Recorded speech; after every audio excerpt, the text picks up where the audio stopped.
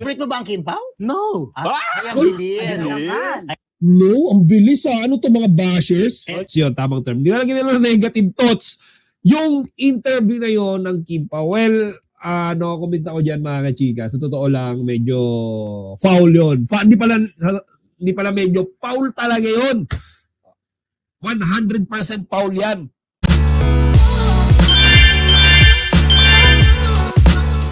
Kim Chiu at Paolo Abilino, mailap pa rin sa pag-amin. Kim, agree na hindi dapat ikumpara si Paolo kay Jericho Rosales.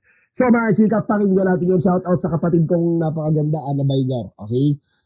Watch mo kami while eating dinner. Shoutout sa family mo kay Felix, kay Bella, and to all of you guys out there. So ayan, let's watch. Okay, let's watch. Request to ni Madam Jam D. Betts Abilino. Thank you dito. Panoorin natin. Alan D, Mistress. Favorite ano mo yan? ba? Oh. In fair. Almost there. Oh. Meron tayong Kimpaw News. In fair. What's that score? Bakit ba? Yun ang tanong. Marami ba naghahanap? Oo. Baka. Di ba marami silang fan? Di ba Kimpaw? Anyway. Favorite mo ba ang Kimpaw? No. Ay, ang bilis. No, ang bilis Ano to mga bashers? Pero favorite ka nila. Anyway, yun ang tanong, Tito. What's the score? Kasi di ba Interesado ka ba sa score? Ay, hindi. Basketball score pa yan. Talaga.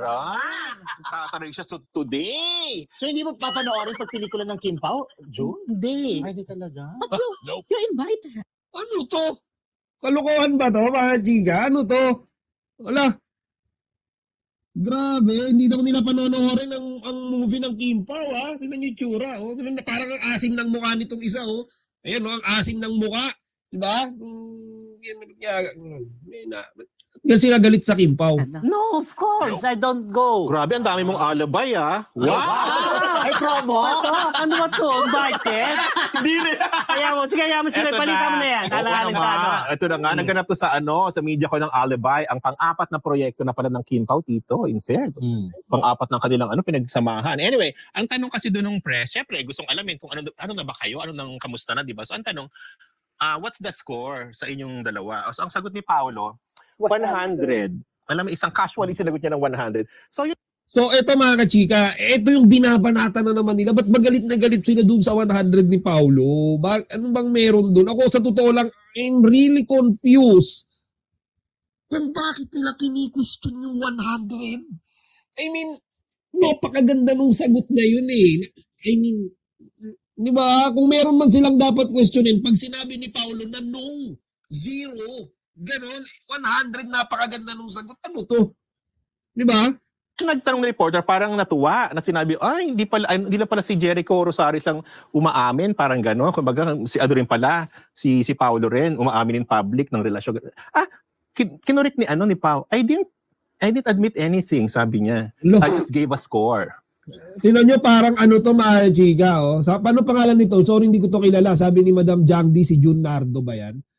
Ba't siya nag-sounds nung gano'n? So parang, I Tingnan nyo. didn't admit anything, sabi niya. I just gave a score. Tingnan nyo, isa pa.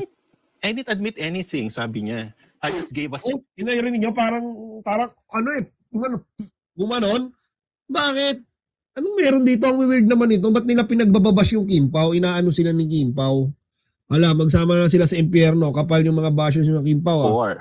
Di ba? So parang binawi nga yun ng reporter na, hindi mo pala inamin. So ganun. So wala kang inamin. So ikaw, Kim, tira naman si Kim. Ang tanong ni Kim, para saan ba? Ikabubuti ba ng ekonomiya ng Pilipinas? Yun naman ang tanong ng Kimi. Grabe naman. I mean, nagtatawanan yun that interview is supposed to be funny, hindi seryoso, hindi about personal love life. That interview, ang objective noon, mga chika, is for the fans to watch the Alibay. To encourage, di ba, yung mga fans na manood ng Alibay kasi hindi biro yung effort na ginawa doon ni Kimi, ni Paolo at yung iba nilang mga kasamahan sa cast. Bakit nila ginagawang topic yung personal and private relationship ng Kimpaw? Anong masama doon? In fact, yung 100 nga mga kachika, that is a very, very excellent answer. Hindi yan yung sagot na parang hulaan, sagot na parang out of nowhere, malayo sa katotohanan. Hindi, actually yung 100 nga parang yes na yan. Binabash nila, tapos nagsasounds pa nung parang maduming sound, di ba? They deserve each other. This is foul. Okay? Hindi ko pinapanood tong Marites University na to, but definitely this is foul. And hindi siya justifiable kahit na sabihin nating hindi sila fans. It doesn't justify yung way nung pagsasalita nila against Kimi and Paulo. Di ba? Ano bang ginawa sa kanila? Maybe if na-offend sila, tinira sila ng Kim Pao, or meron silang ginawa, okay, na nabash sila dahil sa Kim Pao. But wala naman, di nga to kilala ni Kimi tsaka ni Paulo. Ba't ginagano nila? Yung mga gusto mo yung mga side comments.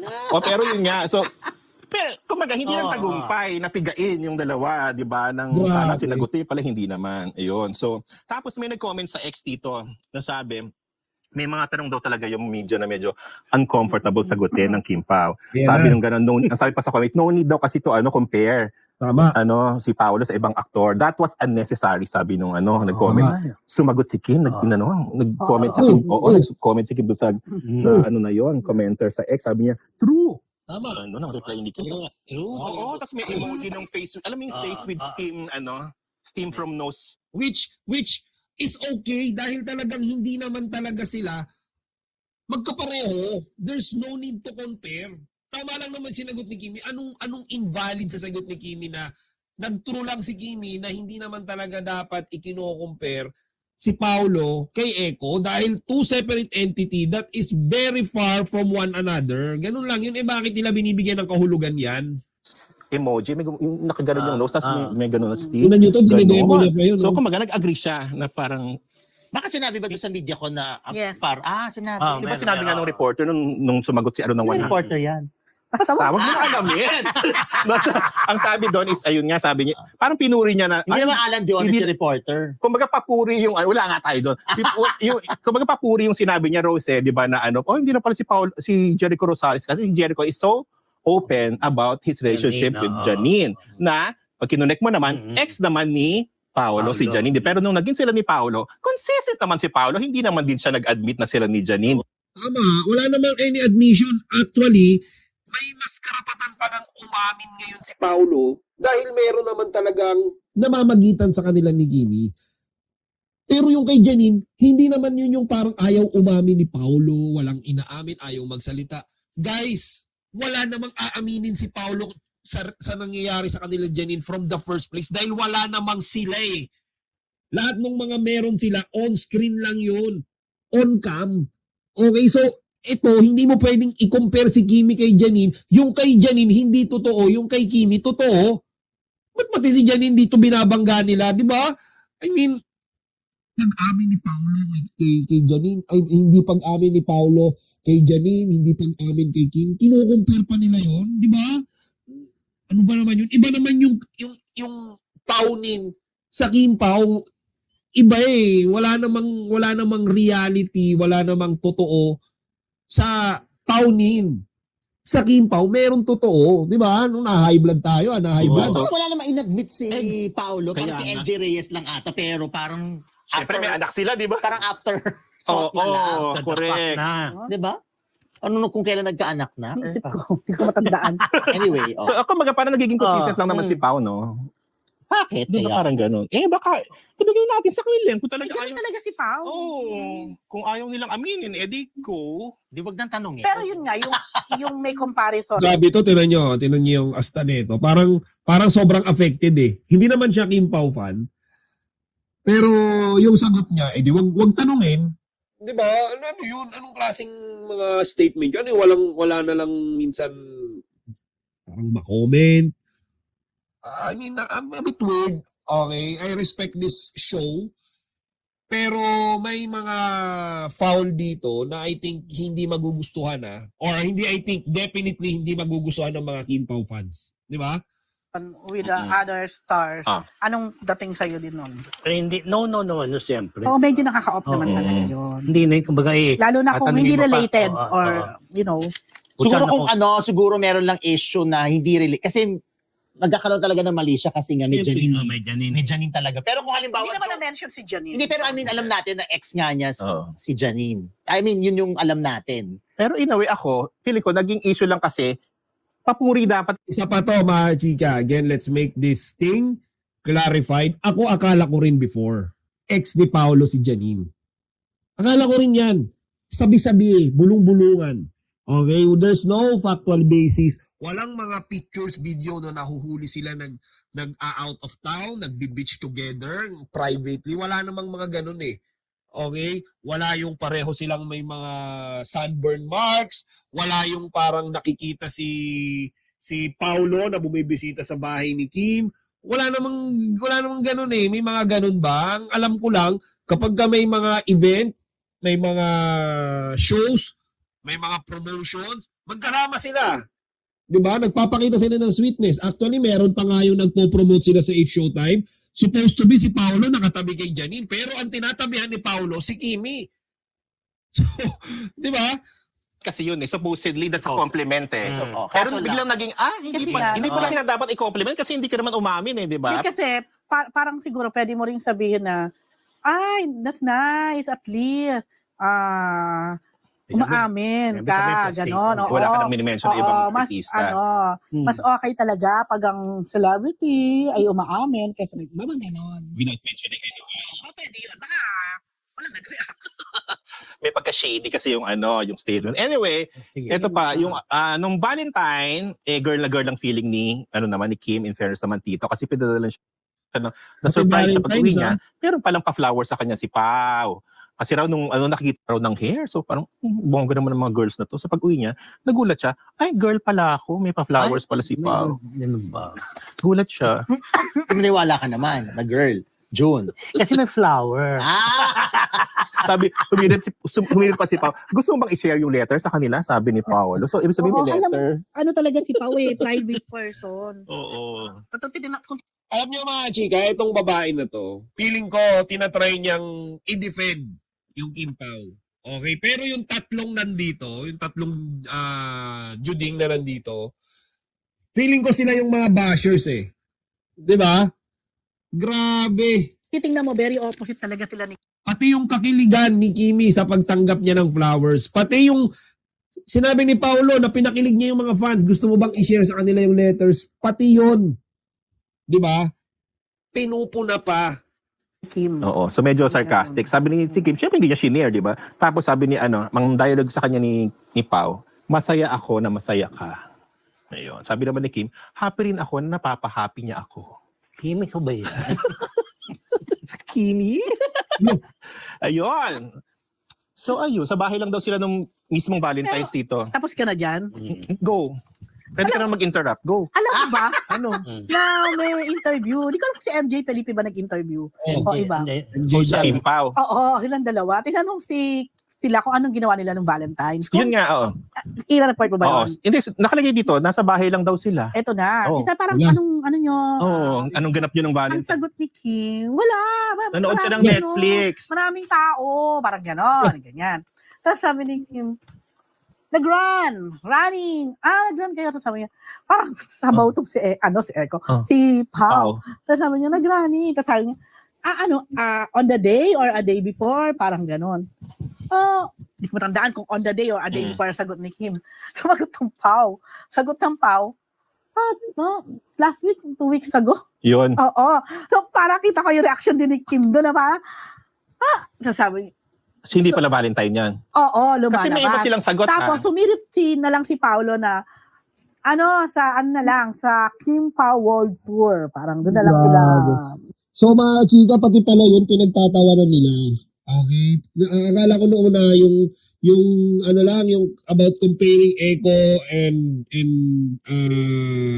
Paulo, pati pala mga kachika, yung sinabi nila na jogging sila nung Valentine's or yung tinanong sila sa about date, pati pala yun.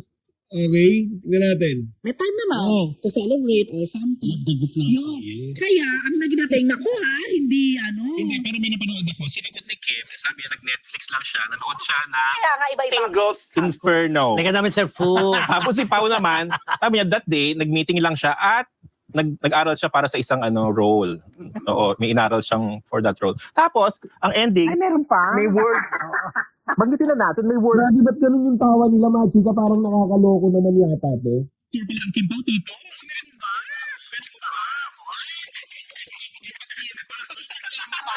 Umalis na yata. Dalawa ang kanilang shows, dalawa sa US, dalawa sa Canada. April and May pa, Rose, yung kanilang world tour. Ayun, so ang ending, wala nagtanong doon sa chika, na may chika kasi dito naglilibi na yung dalawa, di ba? Ayun, walang mga magtanong. Yung relasyon nga hindi naamin. Bawal itanong yun, siyempre, at hindi mo rin maisisingit yun for sure. Anyway, kung maglibil man sila, 37 na si Pao, 35 si Kim. na nila. No? 25 na pala. Yes. Kung makatanda-tanda ka naman dito. Grabe naman to, sinabihan pang matatanda. Grabe naman tong mga to. Grabe. Ako wala na eh. Pero if ever man, naiintindihan mo, dahil okay lang naman, di ba? Hindi naman issue siguro. Pakailan ko sa kanila. Ay, talaga. Grabe. Grabe siya. So, Ano ba yun? so paano pag nalaman mo na finally umamin na? Ano magiging reaction? Ano ngayon? No? Ngayon anong reaction mo na hindi pa rin umaamin? Pagdalain na lang Ano yun, guys? Ano to? Grabe. Next na yan, nakakaumay na. Grabe kayo sa Kim Pao. Oo, may ganun na. Basta ako lang po si Abutin naman Pao. tayo alas 11. Go! Game Next. na. Oh. Ay, nako. Okay. Puro high blood din tayo dyan, mga chika. Grabe ngayon ko lang ito napanood. Actually, dati na nilang binabash yung Kim Pao. Pero ito yung pinaka-harsh na napanood ko. Kasi parang pinagtatawanan nila ng aalipusta, hinuhusgahan, and hindi ko akalain may ganito palang content. Nashock ako. Nashock ba kayo? Tama si Madam Jangdi, no? Grabe yung pagpapaulan nila ng bashing, judging, and negative kind of, alam nyo, hindi naman parang negative kasi realistic naman. Pero sana, totoo naman yung sinasabi nila, pero sinasabi nila in a negative way. 'Di ba? Parang for example, 'di ba? Ayaw umamin. Pwede mo namang sabihin siguro hindi pa ready. Siguro naghihintay ng tamang time. Sa kanila parang ayaw umamin. Ay, wag niyo nang paaminin niya, wag niyo nang tanungin. Ano ba 'yan, mga private pa eh. 'Di ba? Kumbaga, ba't nilalagyan nila ng negative emotion, negative thoughts yun, tamang term. Nilalagyan nila ng negative thoughts. Yung interview na yon ng Kim Pao, well, comment ako dyan mga kachika. Sa totoo lang, medyo foul yun. Hindi pala medyo foul talaga yun. 100% foul yan. Yan, yun Nardo, nagagalit ko kay Kim at Paolo kasi deadma ang Janine mo. Janine fans pala to. Lahat gawin ni si Ryan ng Kim Pao para mang-insulto. Personal nila yon, wala na kayo doon, super pakialamero. Kaya pala pinasabi nila dito, naging si Janine tsaka si Paolo, yun yung pinapaniwala nila, parang pinagkakalat nila. Okay, di ba? So, ayan. Grabe.